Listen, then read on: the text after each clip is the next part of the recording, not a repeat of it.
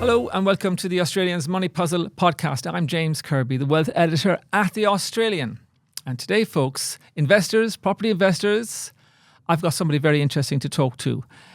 It's Sally Tyndall. Now, she's the head of research at Rate City. That's a comparison service. And I like to think of her as the doyen of all things retail finance. She's right across everything that's happening in the lending market. If you're borrowing, in terms of what the banks are doing, what the non-banks are doing, if you need money, basically, she's a very good person to talk to and just to know where everything's sitting. And obviously, in their position in the market, they also have a sort of helicopter view on the property market, which is something I really like. Hi, Sally, how are you? I'm good, James. How are you? Good. Great to have you on. Thank you for having me. Well, I know we've spoken before several times in different formats. I actually can't recall if you've been on this particular podcast with me, but I know we did some Facebook Lives and that in the dark days of COVID. I remember enjoying anything basically that gave me the illusion that I was getting out of the house during COVID. Same here. My kitchen got way too much airtime in that period. yeah, we all became experts at crossing from home. But so I want to ask you, first of all, the first question, and I think it kind of captures maybe a lot of the issues in the market just now. You know, we have this market, and I'm thinking property in particular, residential and owner-occupiers who were perhaps labouring under the illusion that just because interest rates weren't going up any longer, they were going to start to fall. And, you know, even the economists are starting to cool a little bit now. You see ANZ yesterday actually revising downwards their forecasts for the year ahead. That is for Melbourne and Sydney. They revised their forecast downwards. And what's behind all these sobering reports is the notion that rates might just sit where they are for some time. But what I want to ask you is, I thought I've seen some reports here and there that some rates, like fixed rates, are actually starting to be cut in the market by the bigger banks.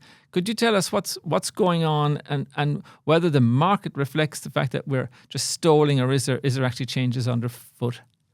Yeah, it's interesting to see the RBA certainly poured cold water all over the possibility of interest rate cuts in the near term. They really did want to warn people that there could be another hike rather than a cut. I still think, on balance, looking at all the data that's still coming in, there seems to be new data every day that suggests that we are at the peak of the cycle, and that the next move from the RBA is more likely to be, on balance, down rather than up, assuming that the data continues to move in the same trajectory as it's currently going. And that's a big assumption. You've got to understand this is an RBA that's been once bitten and is now twice shy, because, we all know that Governor Lowe said way back when that interest rates, might not move until 2024. And certainly they got incredibly burnt by that. So I understand the communication strategy behind this, warning people that another hike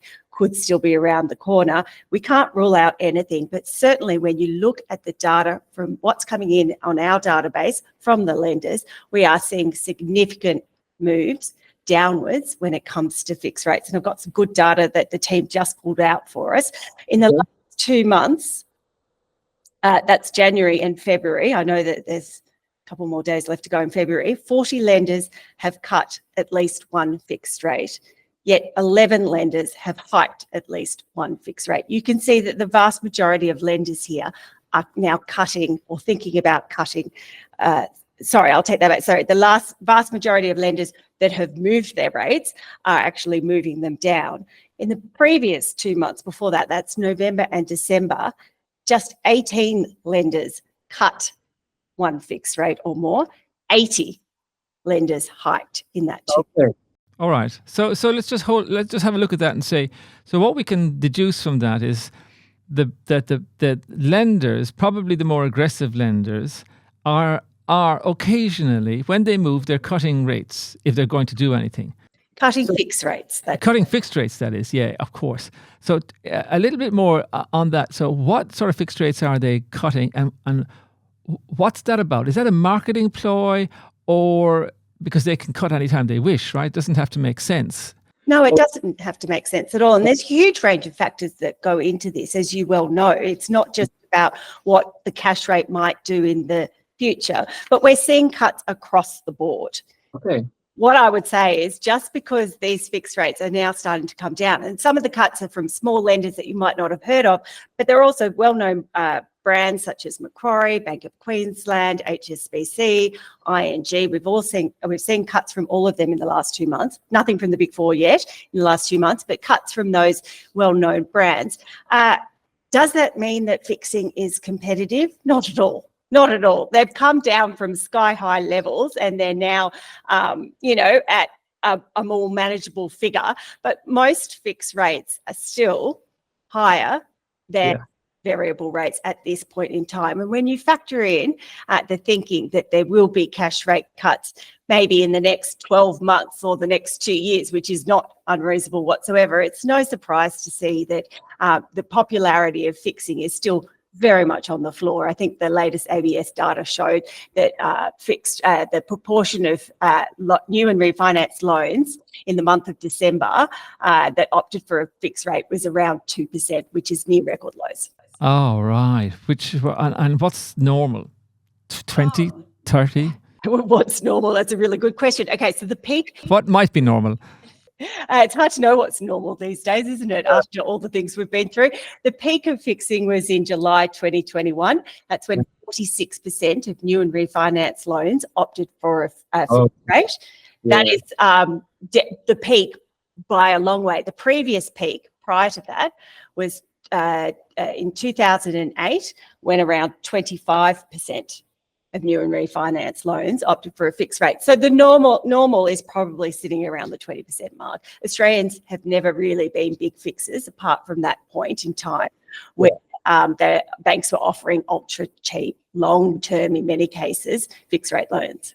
Okay, well, it suggests that the vast majority of people were pretty sensible, really, and they were tuned in. And they took advantage of the fixed rates and whatever else happens. And it's probably difficult for people when they come off the fixed rates. But basically, you were winning in recent times if you were on fixed rates. And I know lots of people who talk to me and say, "Oh God, I'm just about to come off a fixed rate." And I say, "Well, that's hard, I'm sure, but you've had it easy for some time." Okay, now you mentioned Macquarie there. In the recent round of bank results, there was a considerable attention to Macquarie, that they are increasingly seen as a genuine de facto player in the lending market, and traditionally, certainly for owner-occupiers and substantially for investor loans, the Big Four dominated, and CommBank dominated the Big Four. Tell us a little about Macquarie. Like, are they Australia's only investment bank of any stature, seriously big bank, quite capable of competing with the Big Four? Are they emerging as a serious alternative for retail investors or even owner-occupiers to take a look at long term? Oh, definitely. If you're looking for a home loan, whether you're an owner-occupier or an investor, I'd certainly look beyond the Big Four banks. Macquarie is a really good place to start.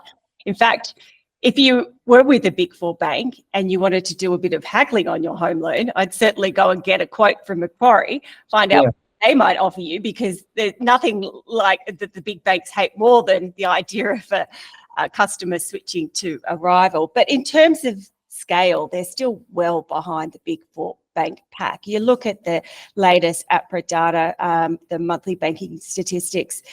Macquarie, it's seen incredible growth over the last year at 12.06% of its share of the market. That's incredible growth. You look at CBA, and they've grown by their loan book's grown by 2.32%. Macquarie's at 12, right? Right. Six times faster, but they were much smaller to start with. And when we say small, just to explain to the listeners, Sally, when we say they're small, we mean they're small in home lending. They're a big bank in other.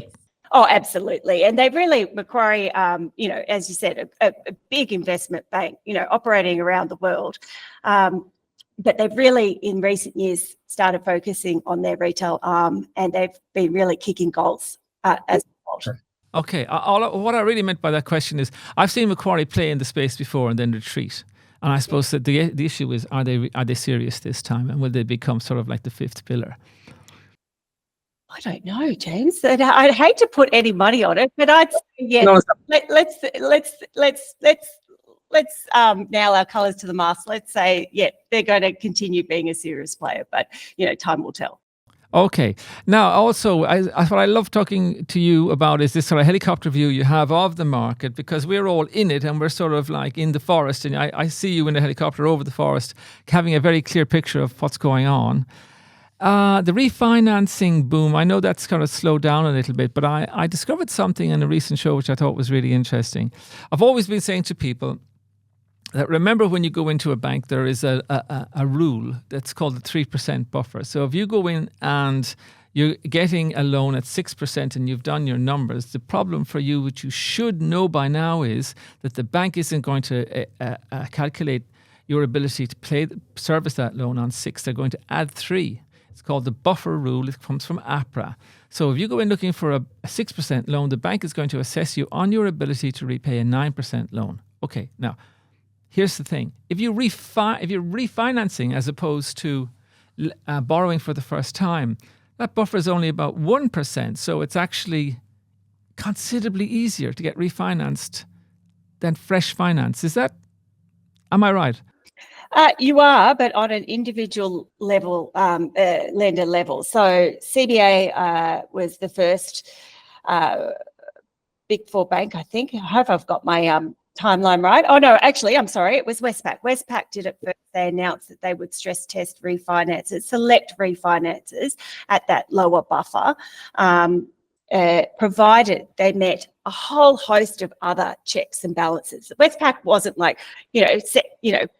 all the, they didn't want all the customers that were at risk of defaulting on their home loans. They were approaching this at a very prudent level, but they were willing to drop that buffer down to 1%. Then we saw CBA follow suit, and then NAB as well. My understanding is ANZ's not yet playing this set.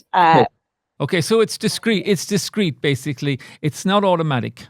It is not automatic, and you certainly need to be able to pass a whole lot of different checks and balances before they're going to stress test you or allow to stress test you at 1%. But I would say that the APRA data really does show that this stress test, the lower stress test, is on the rise. In the September quarter of last year, there was in the June quarter of last year, there was 4.16 billion loans processed as exceptions to serviceability policy. And this is how these loans would appear in the records that they sent to APRA. Just a quarter later, in September, that had shot up to 6.71 billion. So we've seen a 61.5% increase in the loans processed as an exception to serviceability in just one quarter. I'm very keen to get the next set of data to see how that's going. To put that in layperson's terms, as we say laypersons now, to put that in the layperson's term, you're saying to me that 8 billion or so of the refinancing loans that went through the system were at that rate where the person didn't have to do the 3% buffer, they just had to do 1%. Not all of the exceptions to serviceability are going to be processed as a result of that 1% test. But I'd say that increase between the two quarters, a lot of that will be applications that has been stress tested at that lower buffer. Okay, very interesting. It's the first time I've actually revisited that since it was announced. I remember when Westpac announced it, I remember thinking they'll all do it. Yep. If one does it, they'll all do it. And most people, even I remember some banking analysts didn't actually know they had that sort of discretion around the APRA rule. Okay, very interesting. Now, just bouncing around with you because there's a couple of things I wanted to talk to you about. Self-managed super funds. We talk about how lending is higher. We talk about how if you go in the door and look for a 6% loan, in fact, they assess you at 9%. Self-managed super funds, the lending rates are so high. That is, they almost penalize you. Obviously, you pay more if you're an investor for a loan from anybody. You pay even more if you're a self-managed super fund investor for a loan, to the point that the figures barely make sense, that I don't know how anyone could make their money back. Could you tell us a little bit about that scene? Has it improved at all, self-managed super funds? Have they got any more options than they used to, or are they really being effectively, I won't say stamped out, but pushed out of property borrowing? Yeah, it's a really interesting topic. And I actually, before this podcast, I picked up the phone to a friend just because I knew he had an SMSF and I just wanted a loan, that is. Yeah, I wanted to check in to see how he was going. And certainly he felt like he was in a rock and a hard place. And he'd said that his rate was nearing 10%. Yeah, okay, 10%. So there you go. You have 10% plus inflation of 4. I mean, really, how on earth could someone? I mean, you'd have to hit the jackpot basically for that loan to pay off. 10%'s a pretty decent return for the lender, but they do say that it comes with more risk and all the rest of it. Look, on our database today, we've got 10 different lenders offering a self-managed super fund loan to consumers. We've got a variety of rates here as advertised rates. It might be different once you pick up the phone to the bank, either way, but there are still some rates in the high 6s. So a lot of rates sitting in the 7s, one as high as 9.19%. So there's options still. I mean, what's really kind of rattled the market since 2018 is the fact that there's no big four banks playing in this space anymore.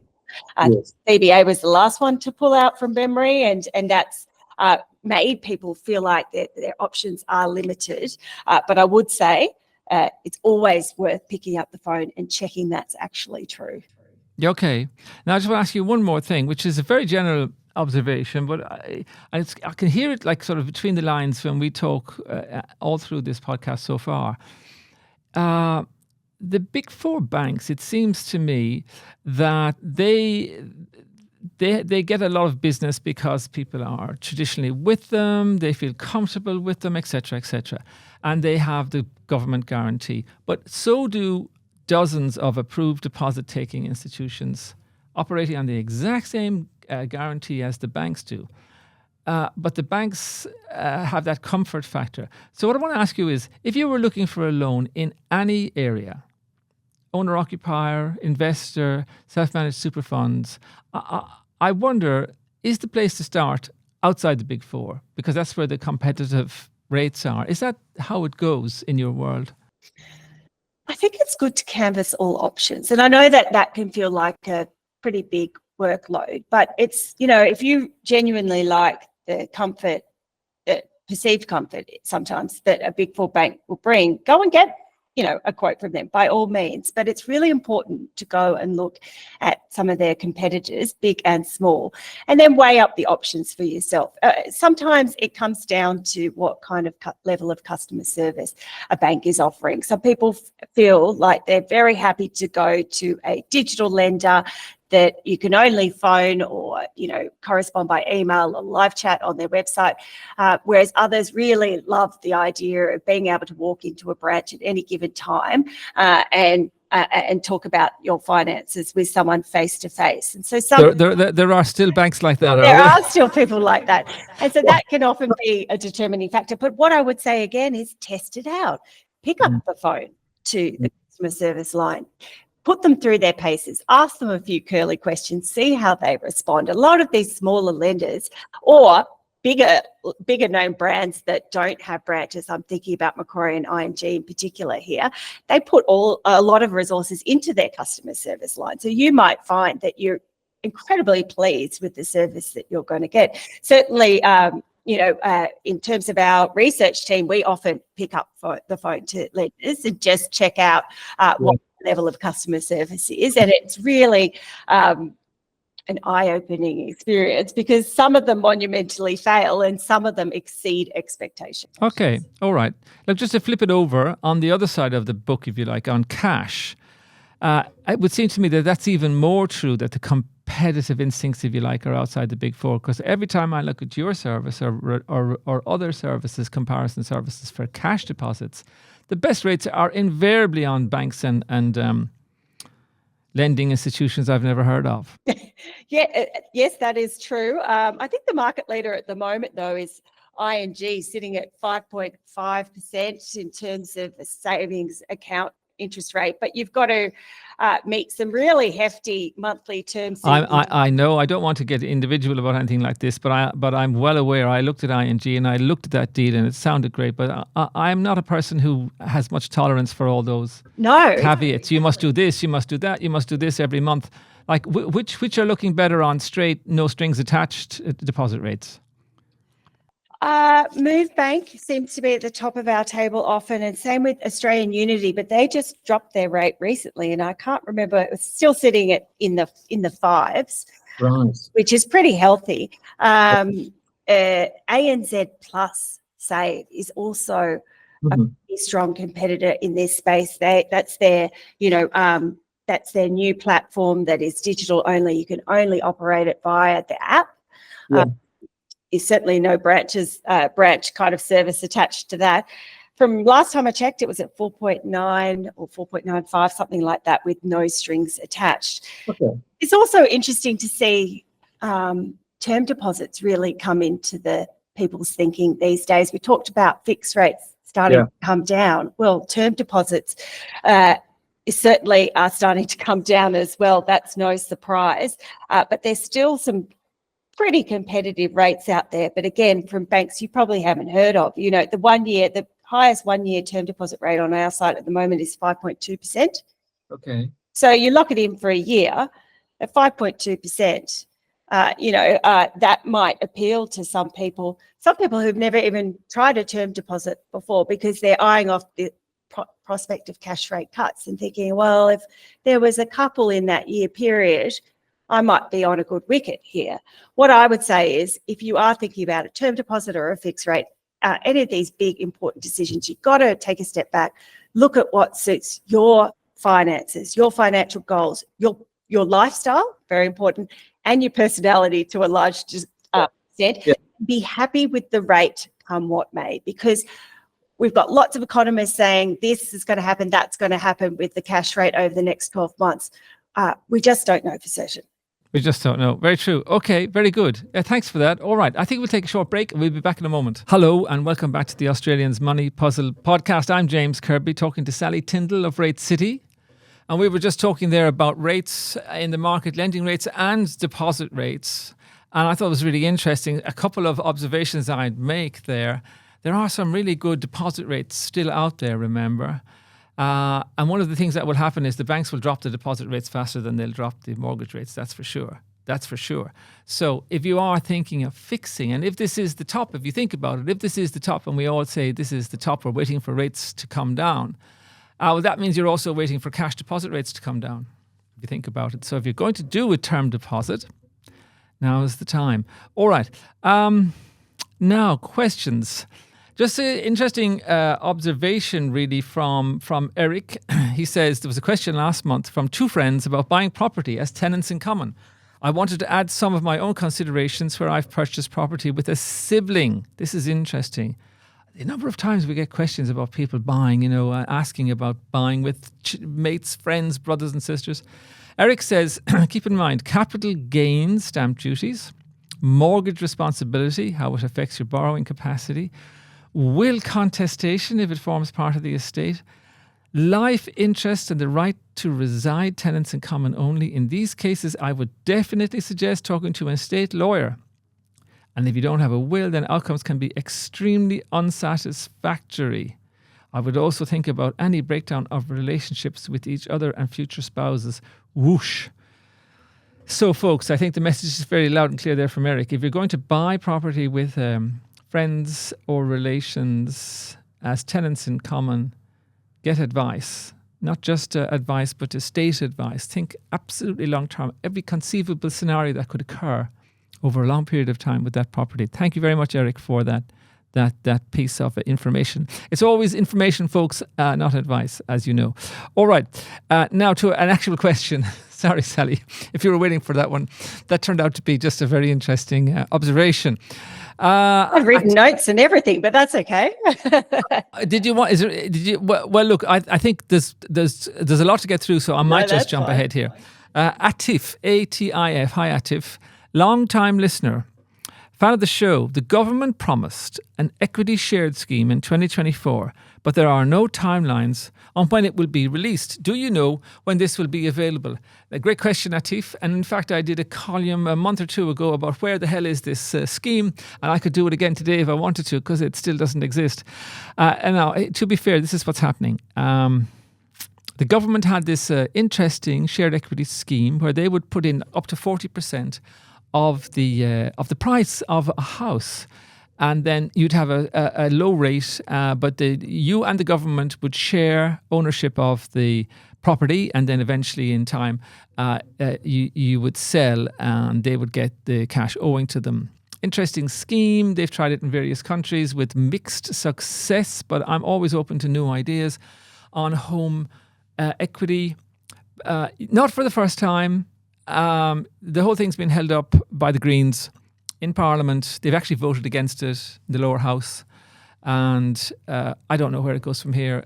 As always, the Greens want it to be they want different things. They want different type of reforms, and their methodology seems to be to stop other reforms occurring regularly, particularly in housing. We see this again and again. That's a debate we can have around and around, but that's what is happening. Was there anything you wanted to add to that, Sally? I do also wonder where it is. I think it was it was an election promise, and the election was in May 2022. So, where is it? It's stuck in Parliament, basically. Yeah, well, it is now stuck in Parliament, but only just in recent weeks, really, has it gotten stuck. It actually needs to pass in some form all of the parliaments across the states and territories as well. But there is this commitment from the government and also the state and territory leaders, is my understanding. Problem, as you said, is the Greens. Look, there's a lot of these schemes out there. We've got the first home guarantee, the regional home guarantee, the single parents guarantee that are, designed to help people borrow with very small deposits without having to pay lenders mortgage insurance. This scheme is a little bit different because you're co-buying by the government, and I think I like this one the best because it's not saddling young Australians or Australians that have had trouble getting into the property market for whatever reason previously.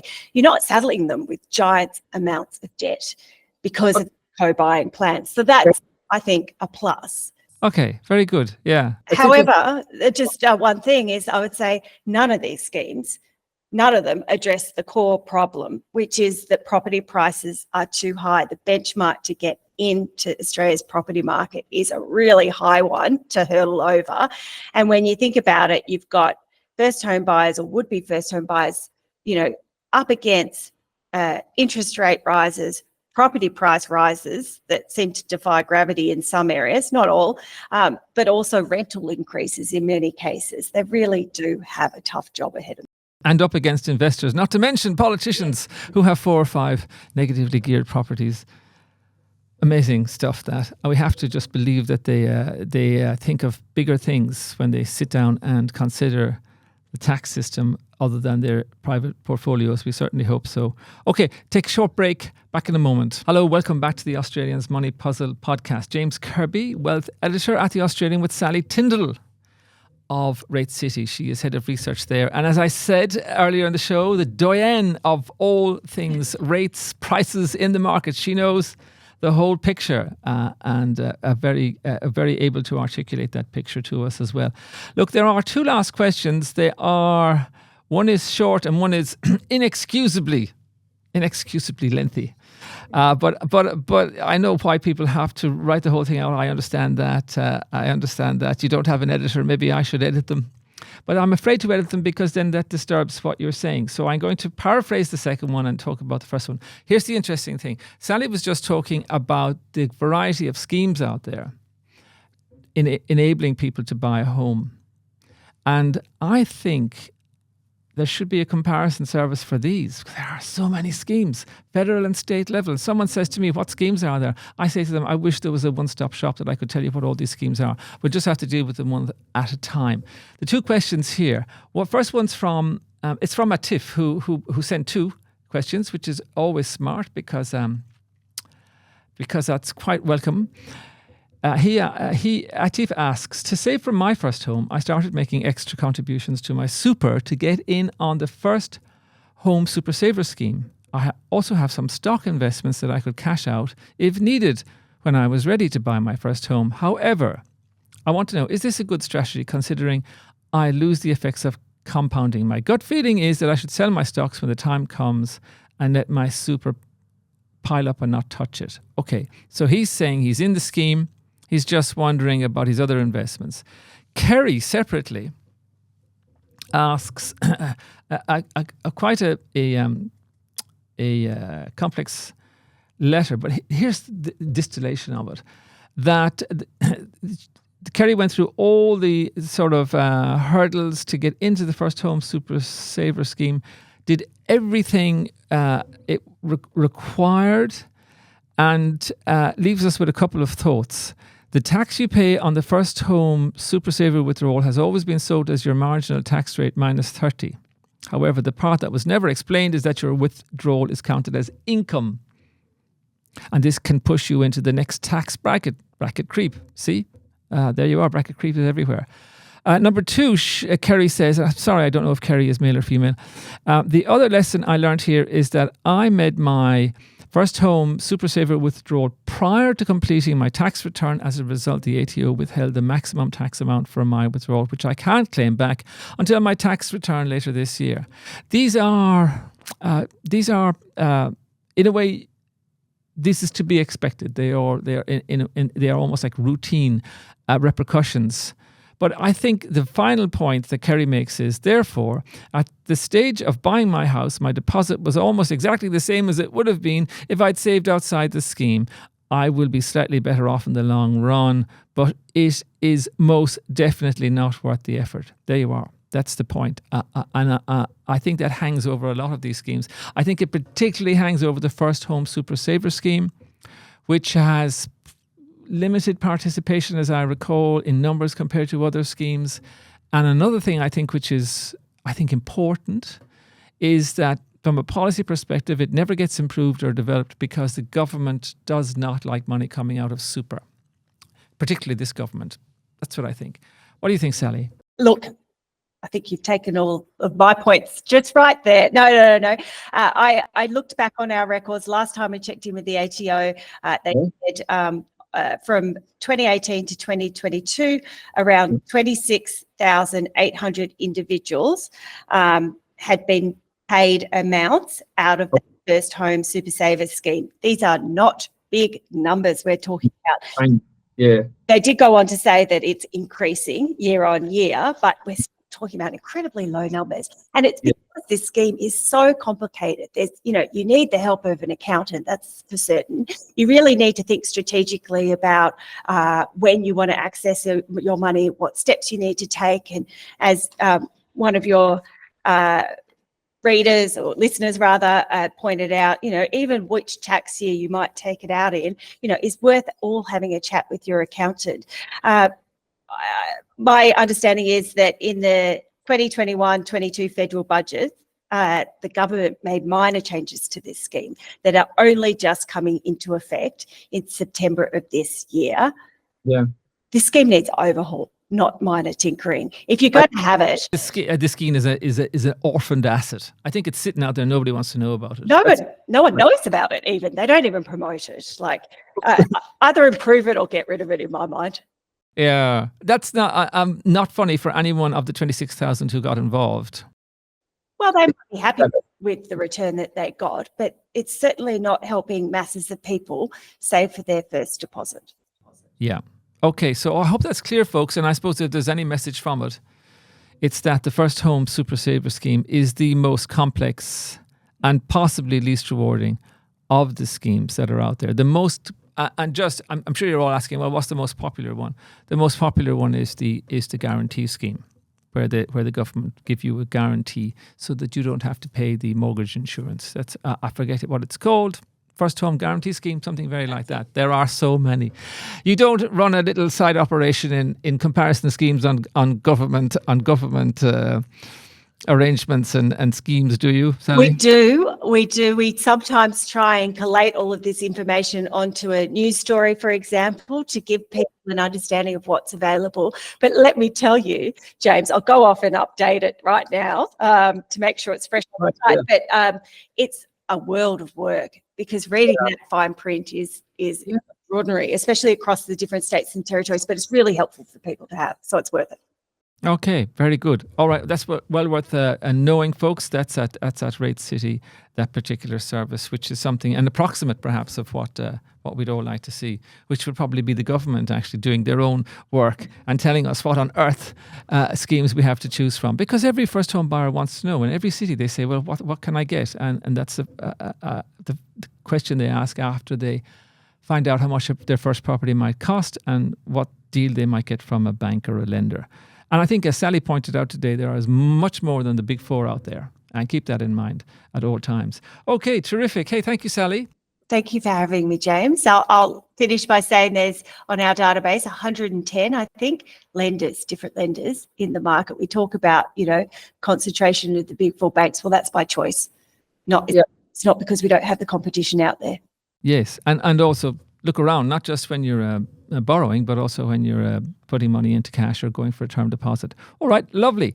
Thank you for listening, everybody. The email is themoneypuzzle@theaustralian.com.au. Talk to you soon.